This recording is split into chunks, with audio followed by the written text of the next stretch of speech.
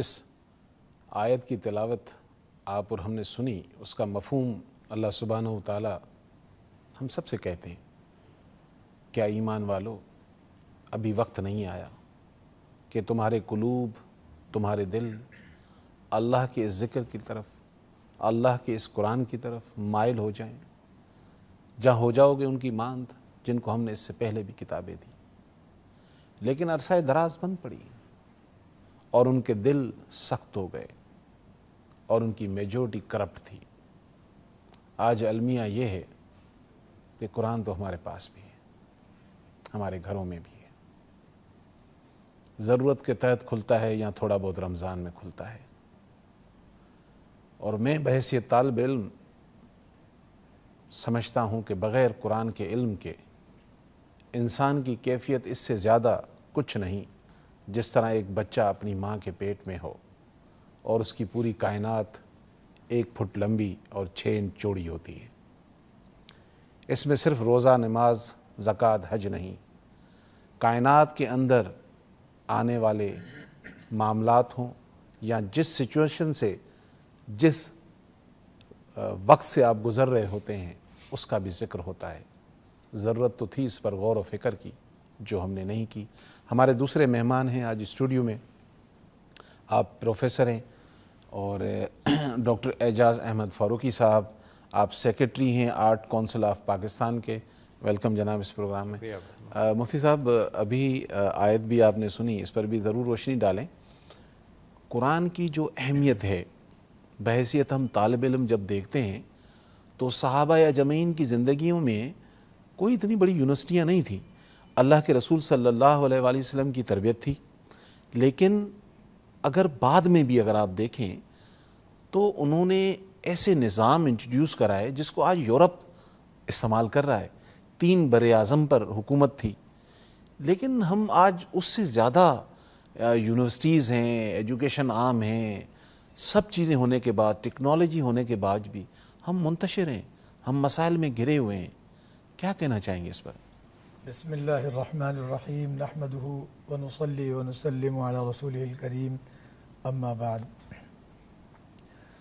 آپ نے ظاہر ہے کہ جو سوال اٹھایا ہے وہ آج امت مسلمہ جو ہے وہ واقعتاً بہت بڑے انتشار کا شکار ہے، اور انتشار کا شکار ہوتے ہوئے بھی اس بات کو بھی وہ سمجھتی ہے کہ اس کے پاس کائنات کا سب سے بڑا سرمایہ ہے، اور ایسا سرمایہ ہے جو یوں سمجھ لیں کہ اس سے بڑا سرمایہ اور بڑا عطیہ کسی اور کے پاس ہے، اور نہ ہی خود امت مسلمہ کے پاس اس سے بڑا کوئی سرمایہ ہے۔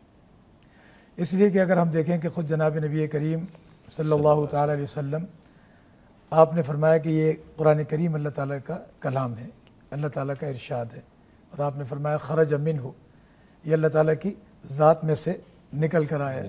جس طرح ہمارا کلام گفتگو ہماری حساب سے ہماری ذات میں سے نکل رہے ہیں، لیکن اللہ تعالیٰ کی جو شان ہے، اس کی شان کی جو لائق ہے، اسی کے مطابق یہ کلام پاک وہاں سے ہم تک پہنچا، اور اللہ تعالیٰ نے اس کے لیے بڑے اہتمامات، انتظامات فرمائے۔ رمضان المبارک کا مہینہ، پھر لوح محفوظ، پھر وہاں سے بیت العزت کے معاملات، پھر جناب جو ہے اللہ تعالیٰ نے یہ بھی کرم فرمایا کہ لوح محفوظ سے بیت العزت یعنی جو آسمان دنیا پر جو مقام ہے اس میں یک بیک نازل فرمایا۔ پھر امت پر جو ہے بے انتہا مہربانی کے حوالے سے کہ بھئی جیسے ان کی ضرورت ہے اس کے مطابق آ رہا ہے، ایسا نہیں کہ پورا کا پورا جو ہے وہ جی ہاں، تو اللہ تعالیٰ نے ہر طرح سے رحمت ہی رحمت کے معاملات فرمائے، جیسے کہ خود اپنے حبیب صلی اللہ علیہ وسلم کو وما ارسلناک الا رحمۃ للعالمین کا جو طرح امتیاز دیا اور اتنا بڑا اعزاز عطا فرما کے بھیجا۔ تو اب اللہ تعالیٰ نے قرآن کریم ہمیں دے دیا، ہم گفتگو میں اور اسی طریقے سے تفسیروں میں، تذکروں میں بہت چرچا کرتے ہیں، لیکن اگر ہم تھوڑا سا غور کریں، پہلے نمبر پر تو اسی آیت کو ہی دیکھیں، الم یأن للذین آمنوا ان تخشع قلوبہم لذکر اللہ، اللہ کی یاد۔ اب اللہ تعالیٰ کی جو ذات ہے وہ کوئی معمولی ہستی تو ہے نہیں، جس نے پوری کائنات 6 دن میں بنا کے کھڑی کر دی ہو، زمین و آسمان، یہ آسمان جو بغیر ستون کے کھڑا ہے، اتنی وسیع و عریض زمین، اس کو اللہ تعالیٰ نے اس طریقے سے جو ہے تھماؤ اور ٹھہراؤ دے دیا، پھر سمندر۔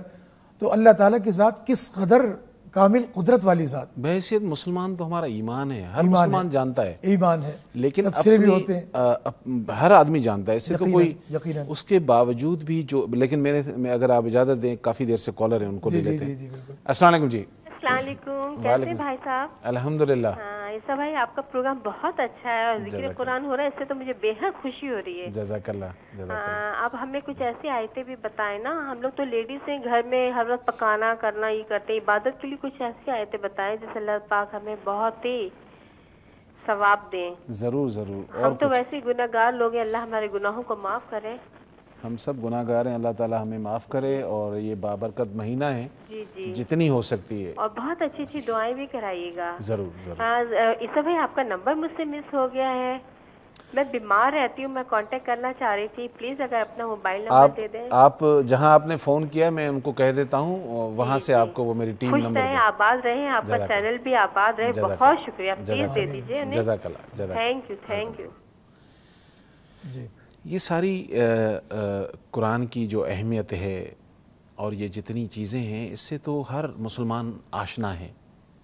अलमिया ये है, जब हम देखते हैं कि लोग अरबी पढ़ रहे होते हैं, लेकिन अगर पूछो तो उसे पता नहीं होता, हालांकि कुरान अरब में नाजिल हुआ है। और अगर सही बुखारी को हम पढ़ते हैं, जिल्द नंबर 1, किताबुल इल्म, हदीस नंबर 75, हज़रत इब्न अब्बास रज़ी अल्लाह ताला अन्हु से रवायत है कि आपने फरमाया कि एक दफ़ा नबी करीम सल्लल्लाहु अलैहि वसल्लम ने मुझे सीने से लगाया और अल्लाह से दुआ की कि या अल्लाह ने कुरान का इल्म अता कर। तो अरबी तो वो भी जानते थे, लेकिन उसमें छुपा हुआ जो इल्म है, जिसकी इम्प्लीमेंटेशन हमारी ज़िंदगी में होनी चाहिए, वो जो रूह है वो डिलीवर नहीं हो रही है, लोग उसकी तरफ नहीं आ रहे हैं। उसके लिए क्या आप लोगों को बताएंगे कि क्या ऐसा अपनाएं कि वो उस रूह का जो बेनिफिट है वो ले सके, यानी उसको आसान से अंदाज में आदमी समझ सके कि भाई मैं कुरान करीम से कैसे इस्तेफादा करूं, बगैर समझे हुए क्या तो उसको हम मिलना है। उसको इस पहलू से ले सकते हैं, जैसे कुरान करीम में है, कुल इन कुंतुम तुहिब्बूनल्लाह फत्तबिऊनी युहब्बिबकुमुल्लाह व यग़फिर लकुम ज़ुनूबकुम। इस आयत में अल्लाह ताला ने फरमाया कि आप फरमा दीजिए, यानी जनाब नबी करीम सल्लल्लाहु अलैहि वसल्लम को, ये जो लफ्ज़ कुल है ये हज़रात मुफस्सिरीन के यहाँ शेह सुर्खी कहलाती है, हेडिंग तो उस एतबार से ये तकरीबन कोई 63 जगह कुरान करीम में है, जो मेरा इस वक्त जहन में है मामला।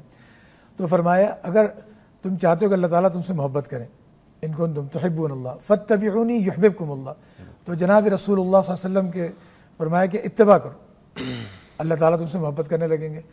अब यहाँ से ये नुक्ता हमें पता चला कि हम जो गुफ्तगू करते हैं, सारे मामलात करते हैं, तफसीरें भी करते हैं, इल्म के बारे में भी हर तरह से वो हो रहा है, लेकिन अपनी ज़िंदगी के हर पहलू, छोटी से छोटी चीज़ में भी हम अल्लाह के हबीब सल्लल्लाहु अलैहि वसल्लम की इत्तिबा शुरू कर दें, जूता पहनने में भी, लिबास पहनने में भी, सोने में भी, बेदार होने में भी।